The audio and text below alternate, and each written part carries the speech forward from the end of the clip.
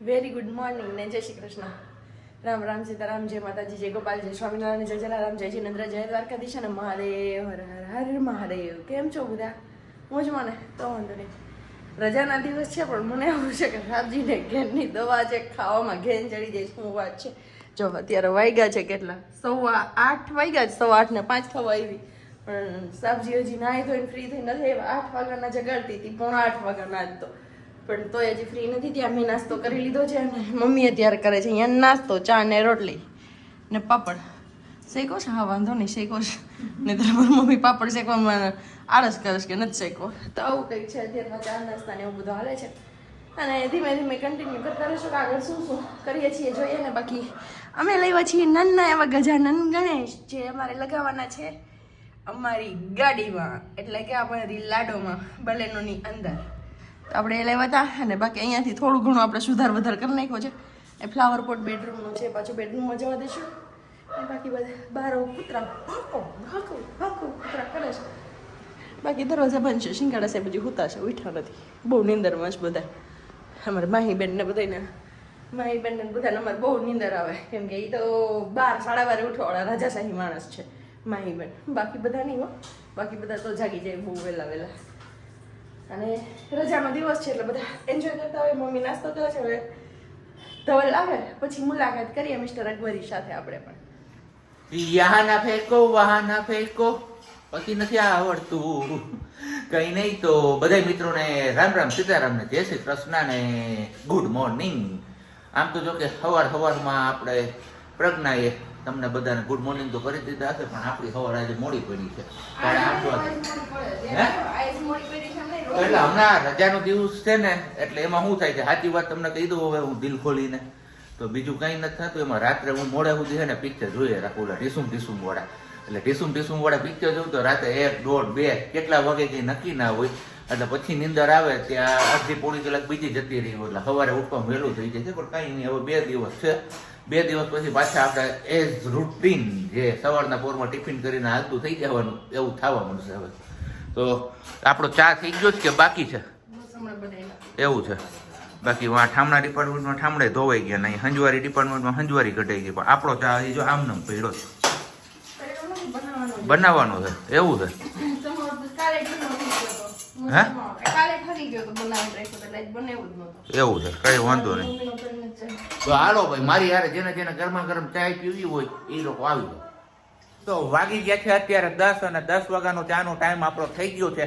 પણ ચા કરીએ એની પહેલા થોડું ઘણું આપણે આ બધું નીચે ઉતારીને સાફ સૂફ કરવાનું છે. કારણ કે હમણાં તમે વિડીયોમાં જોતા રહીશું કે ઘરમાં હવાનું કઈ ને કે ધૂમઝારા ઉતરે, ધૂમઝારા. જો અહીં ચાલુ છે.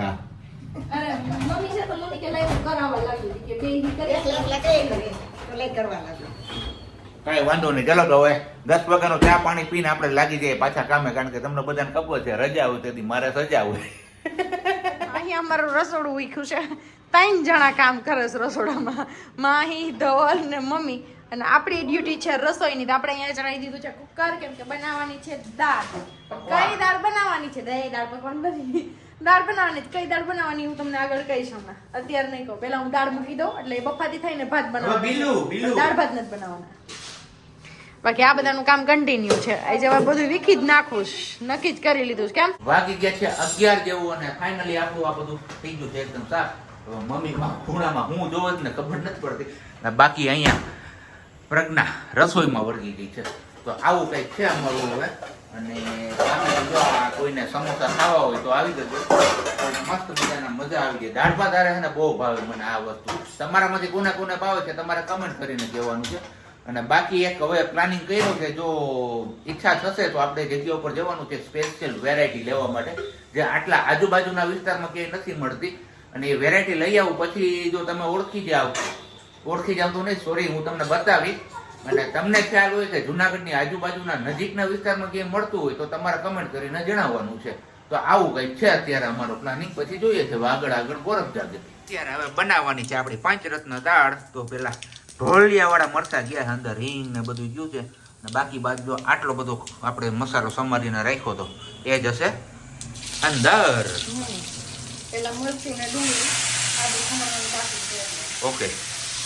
પંચરત્ન દાળ જાજા દિવસે ખાવા મળશે આપને. મજા આવી ગઈ ને?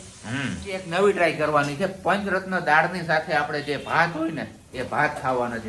જનરલી આપણે તુવેરની દાળ ખાતા હોય છે ભાતની હારે. તો આજે પંચરત્ન દાળ ટ્રાય કરવાની છે, કારણ કે અમારા બાજુવાળાએ ટ્રાય કરી હતી ને કે બહુ મજા આવી ખાવાની. તો આજે આપણે પણ ટ્રાય કરીશું એ વસ્તુ. કેમ? એકદમ મસ્ત. ટ્રાય કરીએ ને જોઈએ. ઓકે. અને બાકી પંચરત્ન દાળમાં તો જનરલી 5 જાતની દાળ હોય છે, જે આપણે ઓલરેડી અહીંયા બફાઈ ગઈ છે. રેડી? તુવેરની, ચણાની, મસૂરની, અને મગની અને અડદની. ઓકે. બિસ્કિટ ખાવા હોય તો આવી જાવ મમ્મી પાસે. જો બિસ્કિટના પડીકા લઈને જાય છે. તેમને મૂક્યા વિના ભારતીય સંસ્કૃતિમાં એવું કહેવામાં આવ્યું છે કે પત્નીએ ન જમાય. પણ અહીંયા અમારે છે ને ભારતીય સંસ્કૃતિ ફોલો નથી થતી, પશ્ચિમી સંસ્કૃતિ ફોલો થઈ છે. એટલે જ જો અહીંયા અમારે બધું ખવાઈ પીવાઈ ગયું છે. એ કે મને લાગી છે બહુ ભૂખ, એ કે હું ખાઈ લઉં છું. વાગી ગયા 12:30 ને 5. 12:30 ને 5 માં તને ભૂખે લાગી જાય. હા, નાસ્તો જીરીક જ કર્યો તો. તો કે કોઈ આમ થોડાક દીધા હતા તને કે તું નાસ્તો ન કર? નો ભાવે હોવાનું કેમ ખાવું? એટલે બોલ, હમણાં આને કોઈ ખવારના પોરમાં ને ગરમા ગરમ થેપલા ને બટાકા પૌવા ને એવું કંઈક દો ને બનાવ્યું તો હમણાં હબુક દઈને બધું હોય જાય. તમારે બનાવી દેવું હોય તો કોઈ જો ફટાફટ નામ લઈને કોકનો મસાલો લલસાવો નહીં. કાવું કે? બસ લે બોલ બસ. આવી જાવ. હું આમાં આવી જાય. આમ તો જો આમાં કેટલું વધાર્યું તે આવી પણ જાય. અહીંયા નહીં, હજી દાળ છે, ભાખરી છે.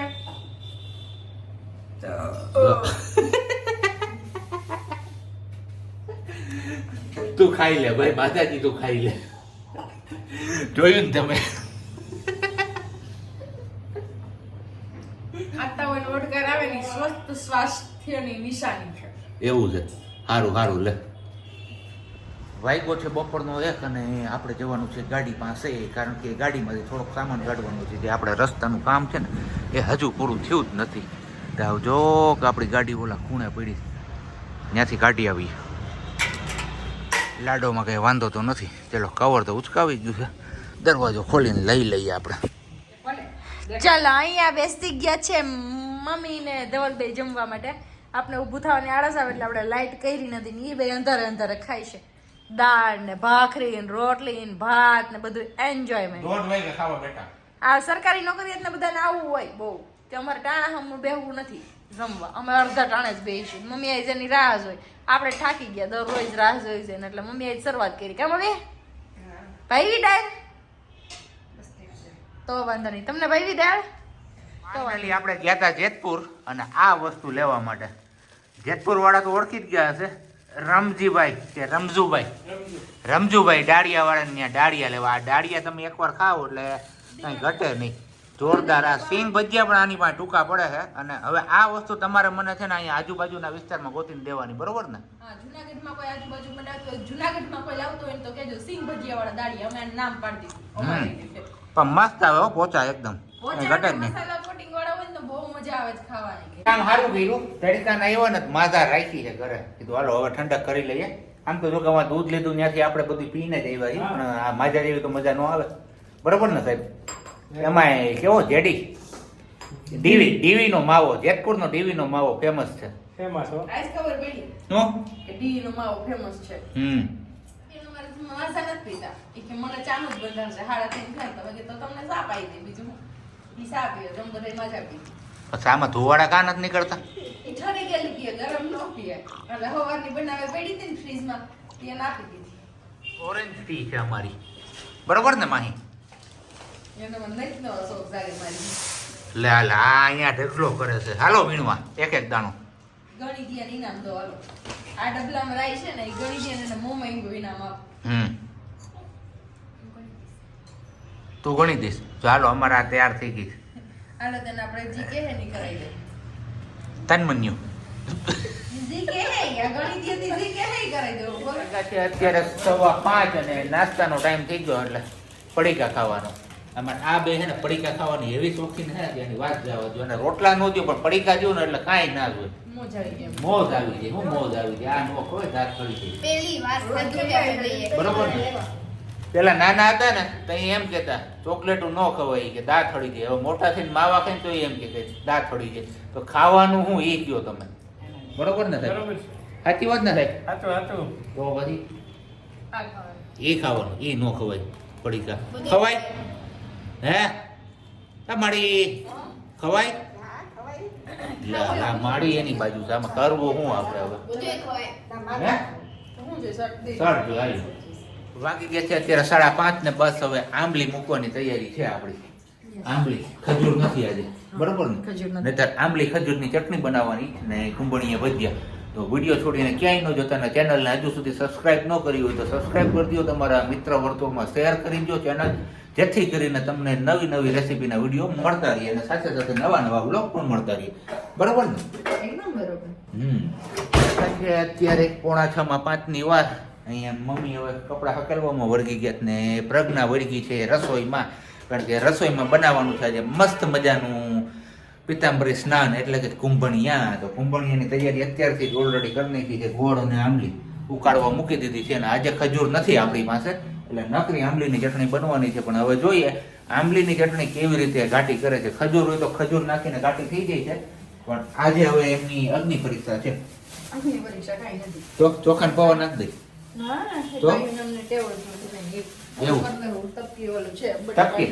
હા, બટેકાનું લોટ. બટાકાનો લોટ ઓલી વેફર ચીરો હોય એ વૈધો હોય Yes. ઓકે ચલો તો જે લોકોને ખાવા હોય તો પધારી જાજો અમારી ઘરે અને બાકી આમાં હું તમારી સાથે રેસીપી તો શેર નહીં કરું કારણ કે રેસીપી ઓલરેડી આપણી જે નવી ચેનલ છે પ્રજ્ઞા ધવલ ઓફિશિયલ જેની લિંક મેં ડિસ્ક્રિપ્શનમાં આપેલી છે એ ચેનલ ઉપર આપણે અપલોડ કરવાના છીએ કારણ કે બહુ બધા લોકોની રિક્વેસ્ટ આવતી હતી અને કહેતા હતા કે તમે કુંભળીએ કઈ રીતે બનાવું છે એમની રેસીપી એકવાર શેર કરો તો આજે ફાઇનલી આપણે દિવસ આવી ગયો છે અને રેસીપી શેર કરવાના છીએ તો વિડીયો છોડીને ક્યાંય ન જતા આ નહીં નવી ચેનલ ઉપરનો કારણ કે એમાં A to Z બધી રેસીપી તમારા લોકો સાથે અમે શેર કરવાના છીએ કુંભળીયા માટેની બધી તૈયારીઓ આપણે પૂરી કરી લીધી છે ધાણાભાજી સમારાઈ ગઈ છે લીલું લસણ પણ સમારાઈ ગયું છે આદુનું ખમણ કરવાનું એક બાકી છે બાકી મરચાની કટક્યું પણ થઈ ગઈ છે એકદમ ઝીણી ઝીણી ને આંબલી ઉકળી ગઈ છે ને આંબલીનો મસાલો પણ થઈ ગયો છે એકદમ રેડી બસ હવે સાંજ વાત થઈ 7:15 જેવું થાય એટલે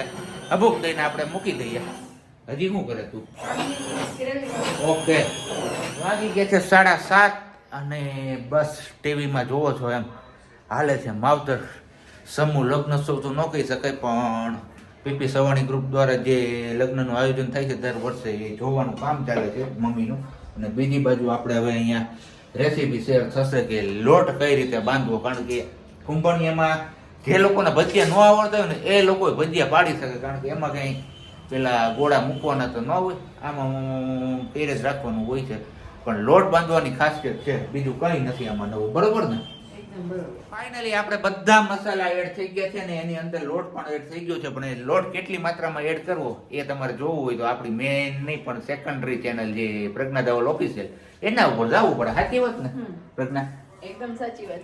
તો? ફટાફટ જાવે છે પર અમે વિડીયો જોઈ લ્યો. અને બાકી અહીંયા અમારે હમણાં કંઈક એવરી સાઈડ મોમેન્ટ પછી મોયા. મોયે બોલતો ખરા ન બોલું કેમેરો બંધ થઈ પછી. કેમેરો બંધ થાય પછી ભાઈ હાલો કેમેરો બંધ હવે તો બોલ અમારે શરમાઈ બહુ જાય ક્યારેક ક્યારેક એને આમ અંદરથી એવો ઉભરો આવી જાય મારો વિડીયો બનાવો ક્યારેક ક્યારેક એવી શરમાઈ જાય ને જો જો જો જો અત્યારે કેમેરાની સામે નથી ને એટલે એ બધું કરશે થઈ ગયા છે 7:45 ને અમારા કુંભણિયા પણ થઈ ગયા છે એકદમ રેડી પથરાઈ ગયું છે અહીંયા પેપરમાં આમ તો જો કે આ પેપર ઉપર ન જમવું જોઈએ પણ હવે પેલું વ્હાઇટ પેપર અવેલેબલ ના હોય એના હિસાબે આપણે આ પેપર લઈ લઈએ છીએ તો તમારે કોઈને ખાવાની ઈચ્છા હોય તો તમે કમેન્ટ બોક્સમાં જણાવી શકો છો તો તમે જ્યારે પણ આવશો આપણી ઘરે ત્યારે તમને બનાવીને જમાડશું પ્રેમથી પણ શિયાળામાં આવજો ઉનાળામાં નહીં મારા બાપુલિયા સાચી વાત ને હા તો કાંઈ હાય નો પાડે ઈ બોલો બસ હા. હા બસ હા ધરા રાહ પાડી છે એટલે હવે તમે સમજી જાજો તમે બધા એમ બહુ કહેતા હોય ને કે માહી બેન બહુ ક્યુટ છે તો જોઈ લો આ ક્યુટ ના લક્ષણ આવા છે. જો વાક્ય પૂરું કરી દીધું અને મહેનત કરી કહેવાનો અર્થ જ ઈ હતો તમારો બિચારીને બોલી પોપટ કરવાનો.